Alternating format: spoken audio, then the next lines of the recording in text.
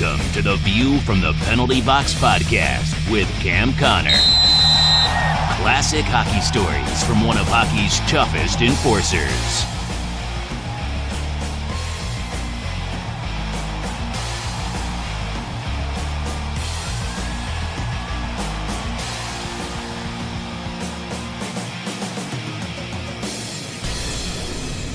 Hello everyone, it's Cam Connor here, and I'm with my son Chris Connor. Hey there. And I am excited. This is our first podcast.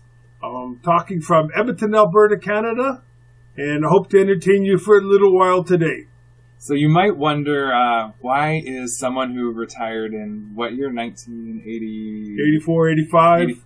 Starting a podcast right now. And this is the podcast that I never thought would happen because it's been like pulling teeth, right, Dad? Yeah, I don't even want to do it now.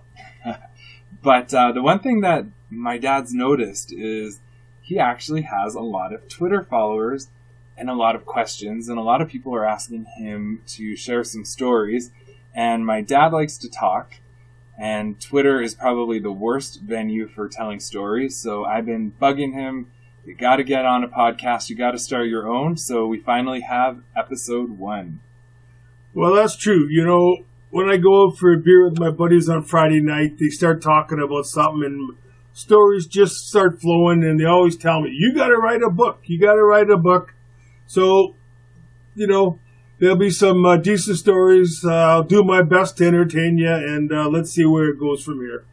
So, Dad, I know you have a decent amount of Twitter followers, but there's going to be a lot of people that are checking this out for the first time that have maybe never heard of you or have heard your name in passing. So for those that need a refresher, tell us a little bit about your career. Well, I'll tell you a little bit, and I'll try not to bore you, but basically, let's just say I grew up in Winnipeg, and back in those days, growing up in Winnipeg, there was very limited indoor arenas, so most of my hockey till about junior was on outdoor ice. All my extra practice was on outdoor ice. And it is flipping cold in Winnipeg and windy in Winnipeg. But growing up tall, I was uncoordinated, so I had to put in extra time on the ice to try to be a better skater. So I think that's where it all started. Little by little, there was guys that I played with that had way more talent than me. But I probably had more desire and more push just to be better. I didn't have to be the best guy on my team, but I wanted to be one of the better players, and I had the work ethic, and I was willing to work harder than the next guy in order to just be as good as they were. So out of Winnipeg, I got my big break. I went to Flin Flon, Manitoba, in the Western Canada Hockey League was called at the time, and I had a fellow by the name of Patty Janelle as my coach, which was Bobby Clark's coach. And I went to Flin Flon, and previous years playing junior hockey, the coaches, they saw I was an aggressive guy, and they only saw as far as that I could fight. And so I wasn't getting any regular shifts. When I got rough, I got to go out there and play my game, and I didn't enjoy that part of it. When I got to Flin Flon, my goal wasn't about I got to get drafted this year. My goal was just to make the team. That was all I wanted to do. And little by little, all of a sudden the coach names me captain, and I couldn't believe it as a rookie. And nobody had ever shown that kind of confidence in me before. And so I told myself I would never let this gentleman down, ever. So every practice I had to be first in every drill. And during the games, if you pushed one of my guys around on the ice, you had to fight me. And so Flin Flon, it turned out to be a very successful year for me. I did get a 2-game suspension. Well, one of the things is Flin Flon to Winnipeg or to Regina, it's a 9-hour bus ride. So our coach, he had said to us, he didn't care what the score is after the first period. He told us just to run the other team. He wanted them to know that when they come to Flin Flon, they are going to be in a hockey game. And so we had a good, tough team. And after 8 games, I had no points. And I had 82 penalty minutes and a 2-game suspension. I was a little bit crazy back then. Myself and this other guy were trying to go at it on the ice, and we both got kicked out of the game. Do you remember his name? No, I don't, but Okay. I do remember what I did to him. Okay. And I was a little upset in the dressing room after the game started, so I walked over with my equipment on and my skates, and I beat him up in his dressing room, and they gave me a 2-game suspension.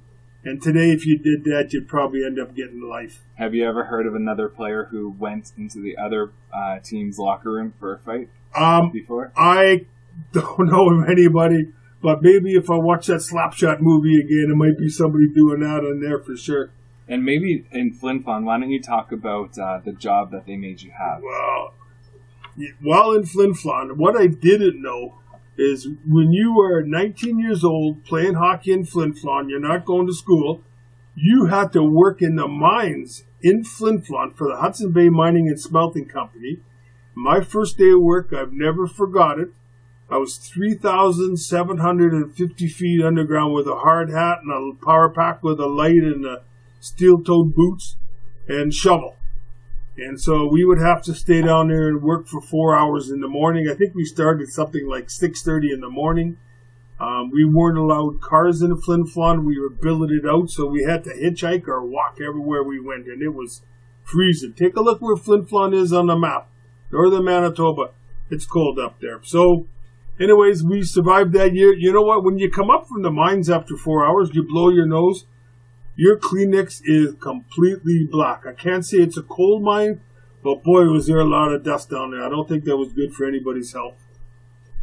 From Flin Flon, that was my draft year. I swear to God, I never even thought about getting drafted.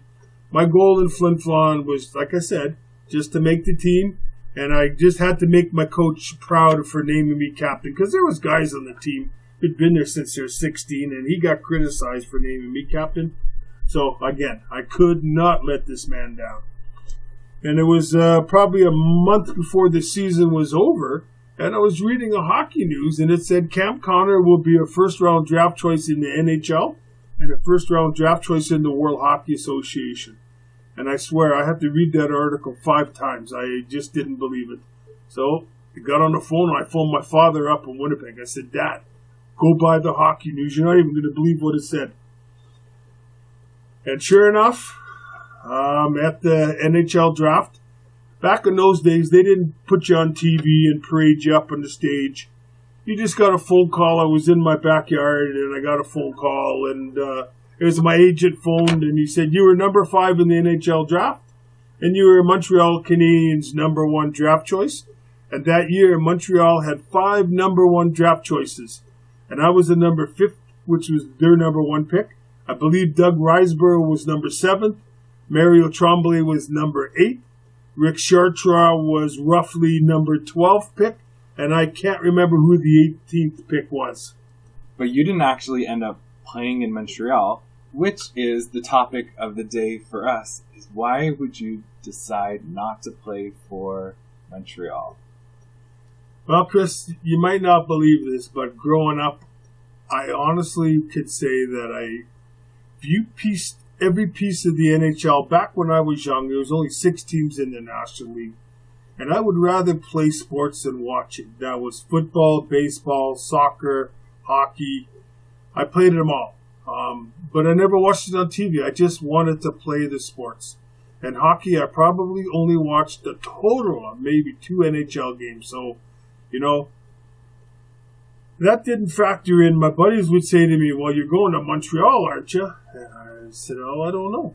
And basically what happened was Montreal offered me a 3-year contract. They had a lot of money.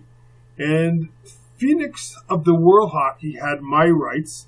And it's pretty interesting, as I find out, Phoenix was not in the World Hockey the year before. So the year I went to Phoenix, it was their first year in the National League in the World Hockey.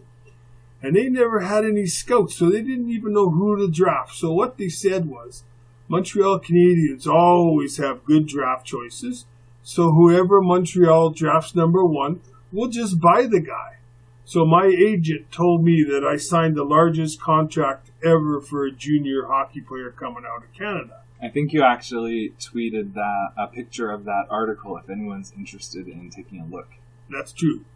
And so I won't give you all the details, but Montreal Canadiens in 1974 offered me $150,000 to sign my contract, and the World Hockey Phoenix Roadrunners offered me $200,000. And if you look at today's dollars, that's over $1 million bucks. Bottom line is, I asked my agent, I said, okay, is that Montreal's final offer? And he said it is. And is that Phoenix's final offer? And it is. So, I know that if I went to Montreal, I'd be a household name. But I didn't care. I'd rather have the money in the bank. So, I said I'll go to the World Hockey. As it turned out, I got a phone call. Scotty Bowman and a guy named Sam Pollock was the general manager, who was the best in the world, Sam. They were driving back from Buffalo, and they stopped in at a gas station, I was told, and they picked up a Toronto Globe and Mail, and there it said Montreal's first draft choice, Cam Connor, is going to go to the World Hockey. So somehow they got a hold of my girlfriend's phone number, and who is my wife now, called me at her house. And Scotty Bowman, when he gets excited, he talks a mile a minute. And he said to me, Cam, what are you doing? He said, you're going to be on Guy Lafleur's line. I was 19 years old, but I realized, once you sign a contract, you do whatever they want with you. And I just said, well, Scotty, this is what you offered me, and this is what they offered me. And he said, it's money, that's all? I said, yeah. He said, did you sign with him? I said, no, I didn't sign with him yet. He said, stay on the phone. I'm going to go get you another $200,000 right now. And I said, well, Scotty, I can't. He said, you said you didn't sign with him. I said, I didn't. I said, but I gave him my word. And Scotty said, that doesn't matter. That doesn't matter. You didn't sign, so legally you can still come with us. Hang on, I'll go get you some more money. And I'm pretty proud of myself at 19. And I have my faults, but I'm not a dishonest guy. And, when we shake a handshake on a deal, I'm still that way. If I made the deal, that's what it's going to be. So I just told Scotty, I'm sorry, sir, but I've given Phoenix my word that I'll play for them. Now, in hindsight, that was my biggest mistake I ever made in my hockey career. I should have gone right to Montreal Canadiens, and I think things would have turned out a lot better for me than they did. So, and for the people that actually don't know what the World Hockey Association was like, what would you say WHA was like? Well, you saw that movie Slapshot. It was probably, it was way better hockey than that, but it was rough hockey. The NHL was rough hockey too, but this was at another level. It was crazy rough hockey, and just a good example. And, I'm going to start talking later in another podcast about the different teams and maybe specific games, but just here's an example how rough hockey drew more fans than just a good hockey game back in those days anyways. There was a team called Minnesota Fighting Saints, and they had the toughest team in pro hockey. They had a lot of crazy hockey players, which was mostly the guys from the movie Slapshot. They brought them up to play against our team, and we had a bench brawl, and I had probably 4 or 5 fights in that bench brawl. And that's probably like a friggin' street brawl. There's total chaos on that ice, and it goes probably for 25 minutes. And there's a lot of crazy stuff going on that ice. So we had a big brawl with them, and we had to go back to their rink this time about a week later. And it was funny that the Minnesota Fighting Saints played out of St. Paul, Minneapolis, and the Minnesota North Stars, they also played there in Minnesota. And there was that night that we were playing the Phoenix Roadrunners were playing Minnesota Fighting Saints. The Montreal Canadiens, the Stanley Cup, was taking on the Minnesota North Stars just, 20 miles away. They drew just about 6,000 to their game. We had somewhere in the area of 19,000 to watch us play. And they had in the movie it's called the Hanson Brothers, but in real life they're called the Carlson Brothers. And so, they were on one line, and they were aggressive. They couldn't go down the ice without one of them falling down. They were there just there for fighting. So that's what the World Hockey was all about. It was really aggressive hockey. There were some, good finesse games, but overall you had to keep your head up for sure. So I won't go into a lot more details on, the different teams and specific games, but that was probably my biggest mistake, was going to the World Hockey and not the NHL. Yeah, so this episode is just going to be pretty quick. We just wanted to let everyone know that we are recording a podcast. There's lots of stories to share. But I know before we go that, Dad, you wanted to share a couple stories of one of your really close friends, Dave Semenko, who recently passed away. So if you want to take this time to share some stories. Dave and I, we met on the ice, and if you follow my Twitter page, you noticed, it said in there, I was Dave Semenko, I was Dave's first fight, his first shift in pro hockey, and he was my third fight that shift. And so that's how I got to know Dave Semenko. We played together years later in Edmonton, and we became teammates. And so it's interesting how that goes. When you're on the other team or he's on the other team, you don't like each other, and you gotta keep your head up for either one of us coming at you.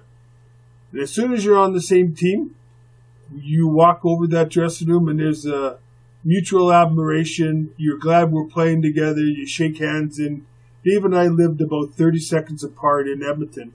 And, we became very, very tight. We'd play tennis and racquetball just about daily in the off season. And I have nothing but good things to say about Dave. Dave was one of those witty guys. I don't think Dave read the newspaper every day, but I guarantee you do not want to trade wit with Dave. He was, the way he thinks, I don't even know where some of the stuff he said came from. It was hilarious. And I don't think you'll find anybody that played with Dave that would ever say a bad thing about him. He was a wonderful guy to have on your team. And being a fighter on a team is not fun. Everything from you have to do all the dirty work, and the fights never stop coming. You break your hands enough time. When you go to negotiate a new contract, even though you're pretty valuable for that team, they'll say to you, well, how many goals did you get? Well, you didn't really contribute point-wise, and they'll knock you and keep you from making money, and your true value is not in goals and assists. And you can ask anybody that's had a tough guy on the team, and they'll tell you how valuable these guys are. So it's not a fun job. Dave did what he had to do, and he had a long career, and he was with the Oilers on their payroll for probably 40 years. And that's how valuable he was for that organization on and off the ice. They all loved him. But there is one story that, before we wrap this up, I'd like to talk about Dave. And I had Dave out for lunch not too long ago, and I asked Dave, I said, when I played in Houston in the WHA, the coach came up to me, his name was Bill Deneen, and he said, Cam, you're from Winnipeg. I said, yeah. He said, do you know a guy named Dave Semenko? And I said, no, there's about 3 or 4 year difference between Dave and I. And Dave was playing as an overage junior for Brandon Wheat Kings at the time. Now, let me back this up. When I had Semenko out for lunch, I said, Dave, do you know how you got to Edmonton? He goes, well, yeah, I got traded. I said, well, sort of. So, back to the coach. So, Semenko's playing. He said, well, I'm wondering if he's a good hockey player or not, if we should keep him. We have his rights in the WHA. And Glenn Sather in Edmonton really wants this guy, and I don't know if I should trade him. So, I said, well, I got some buddies of mine in Winnipeg that go to all the junior games. Did you want me to make a phone call just to see if they know of Semenko and what they could tell us about him? And he said, would you mind doing that? So I phoned up my buddy Riley, who is 22 or 23 years old. He's an electrician with CN Railways, and I went over the story about our coach Bill Deneen asking about Semenko, and he said, well, Brandon Wheat Kings are coming into Winnipeg for 2 games this week. I'll go watch and I'll call you and give you my opinion. And so a week later, my buddy Riley calls me in Houston, and he said, He said, Cam, I watched Semenko, and he said some swear words, which I better not say, but he said he's freaking awful. He said, trade the guy. So I'm telling Semenko the story. It makes it, wait a second. He said, you mean some freaking guy from CN Railway determined my hockey future? And you know what? I started laughing, and I said, you know what, Dave? That's a true story. That's how you ended up in Edmonton. And you should probably thank my buddy Riley, who didn't think you were a good hockey player, because your career would never have been the same if you weren't in Edmonton. So we're going to end this with an idea that I want to run past you, Dad.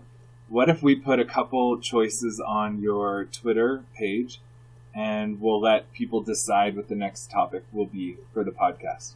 Well, I'll tell you, Chris, that would help me quite a bit. In Edmonton, I work in the camp catering business for a company called Horizon North. And one of our big clients in Grand Prairie, they asked if Semenko and I could go to Grand Prairie and just entertain them, tell some stories. And, so Dave and I did go there, and we spent 2.5 hours of telling stories. And honest to God, we were in our glory. It was so much fun for Dave and I, never mind the people listening.